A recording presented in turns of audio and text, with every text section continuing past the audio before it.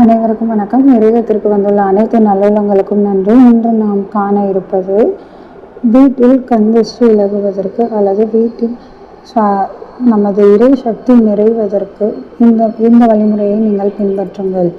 என்ன வழிமுறைன்னு பார்த்தோம்னா, நம்ம எல்லாருக்குமே ஒரு பழக்கம் உண்டு, கோவிலுக்கு போகக்கூடிய பழக்கம் உண்டு. எப்போவுமே அட்லீஸ்ட் ஒரு வெள்ளி சனியாவது பெருமாள் கும்பிட்றவங்க வாரம் சனிக்கிழமை போகக்கூடிய பெருமாள் கோயிலுக்கு போகக்கூடிய பழக்கம் உண்டு. அல்லது வீட்டில் இருக்கக்கூடிய பெண்கள் கட்டாயமாக வெள்ளிக்கிழமை கோவிலுக்கு ஏதேனும் ஒரு அம்மன் கோவிலுக்கு அருகில் இருக்கக்கூடிய பெரிய பெரிய ஆலயங்களுக்கு போக வேண்டும் என்ற அவசியம் இல்லை. அருகில் இருக்கக்கூடிய சின்ன சின்ன கோவில்களுக்கு போகக்கூடிய பழக்கம் வச்சுருப்பாங்க.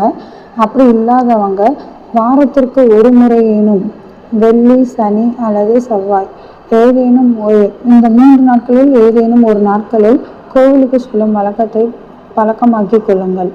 ஏன்னா நீங்கள் வழக்கமாக வாரம் ஒரு கோவிலுக்கு போயிட்டு வந்தீங்கன்னா அந்த கோயிலில் இருக்கக்கூடிய பாசிட்டிவ் வைப்ஸே நமக்கே ஒரு பாசிட்டிவ் வைப்ஸ் தரும்.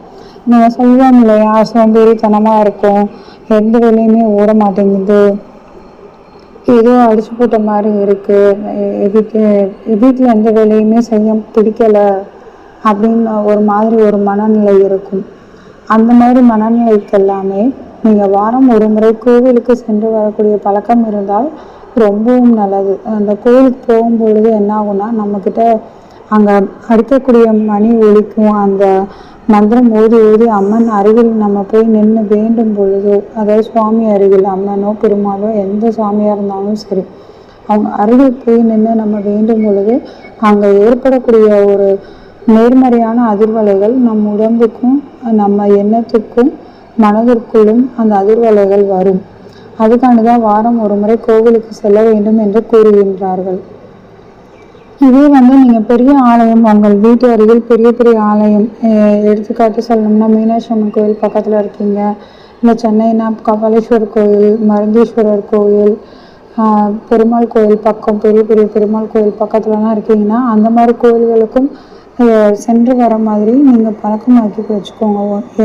ஒன்று காலை நேரங்களில் அல்லது மாலை நேரங்களில், அதுவும் நீங்கள் குடும்பத்தோடு செல்வது மிகவும் சிறப்பு. உங்கள் வீட்டில் இப்போ உங்கள் வீட்டுக்காரர் லேட்டாக வர்றாருன்னா உங்கள் குழந்தைங்களை கூட்டிகிட்டு நீங்கள் கோவிலுக்கு போயிட்டு வர்றது ரொம்பவும் நல்லது.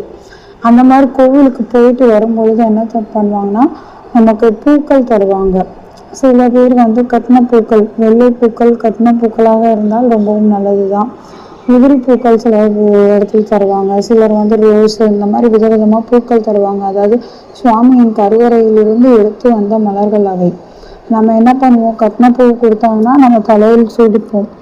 இதே உதிரி பூ கொடுத்தா 1 2 வச்சுட்டு மீதி என்ன பண்ணுவோம், அந்த மாதிரி பூக்கள் தரும் பொழுது மீதி பூக்களை ஒன்று அதில் நிறையா கொடுத்துருப்போம். சில கோவிலில் நிறையா நீங்கள் தினம் வாரம் போயிட்டு வரீங்க, பழக்கமான கோவில்னால் உங்களுக்கு நிறையவே கிடைக்கும்.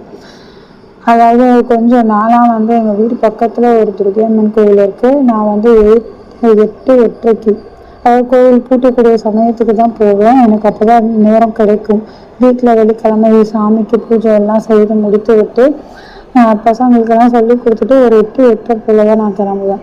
கிளம்பி போகும்போது கோவில் சாத்தக்கூடிய நேரங்கிற போது நமக்கு பூக்கள் நிறைய கிடைக்கும். நம்ம ஆள் பார்த்து பூக்கள் தருவாங்கன்னு நான் சொல்லவில்லை. நம்ம கோவில் பூட்டக்கூடிய நேரம் கொஞ்சம் தாமதமாக போகணும்னா இன்னும் இருக்கக்கூடிய மலர்கள் எல்லாம் நமக்கு தருவாங்க. அந்த மாதிரி நேரத்தில் போய் நமக்கு நிறைய மலர்கள் கிடைச்சா என்ன பண்ணுங்க, 1 2 நீங்கள் தலையில் சூடிக்கொண்டு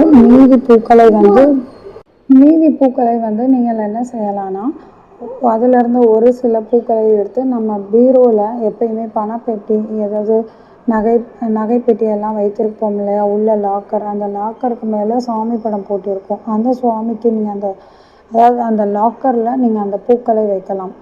அதுக்கப்புறம் மீதி பூக்கள் நிறையா இருந்ததுன்னா, உங்களால் முடிந்தால், உங்களுக்கு பூ கட்ட தெரியும்னா பூவை கட்டுங்க. அப்படி கட்ட தெரியாது அப்படின்னா இந்த வீட்டின் வெளியே நிலைவாசல் 2 பக்கமும் நிலைவாசல் இருக்கும் இல்லையா, எலுமிச்சம்பழம் வைப்போம் இல்லையா, அந்த நிலைவாசல் 2 பக்கமும் பூக்களை அந்த கோவிலிலிருந்து எடுத்துகிட்டு வந்த பூக்களை வைத்து விடுங்கள். இதே நீங்கள் பூக்களை கட்டி நிலைவாசல் மேலே நடுவில் ஆணி அடித்து சில வீட்டில் வச்சுட்டு இருப்பாங்க. நம்ம அதில் சில முடிச்செல்லாம் போட்டு வச்சுருப்போம். தாந்திரிக முடிச்சோ இல்லை கந்திஷ்டி முடிச்சோ போட்டு வச்சுருப்போம். ஸோ அந்த முடிச்சுக்கு மேலே நீங்கள் பூக்களை நீங்கள் வைத்து விடலாம். இல்லை எனக்கு அந்த முடிச்சு நிறையா இருக்குது என்னால் வைக்க முடியாதுன்னா அந்த நிலைவாசலில் ஏதேனும் ஒரு ஓரத்தில் மேலே ஏதேனும் ஒரு ஓரத்தில் திருப்பி ஆணி அடிச்சிருப்போம், ஏதாவது மாலை தொங்க விடுறதுக்காண்டி. அந்த ஆணி மேலே அந்த பூக்களை வைத்து விடுங்கள். எப்போவுமே கோவிலிலிருந்து வரும் பூக்களை நம் வீட்டு நிலைவாசலில் வைப்பது மிகவும் நல்லது. அந்த கோவிலில் இருக்கக்கூடிய அம்மனே இல்லை சுவாமியே நம் வீட்டை காப்பதாக ஐதீகம். நன்றி, வணக்கம். இது போன்ற பயனுள்ள தகவலை பெறுவதற்கு இன்றைய இறையகத்திற்கு உங்களை பதிவு செய்து கொள்ளுங்கள். இந்த தகவல் மற்றவர்களுக்கு உபயோகப்படும் என்று நீங்கள் நினைத்தால் உங்கள் உற்றார் உறவினர் மற்றும் நண்பர்களுடன் பகிருங்கள்.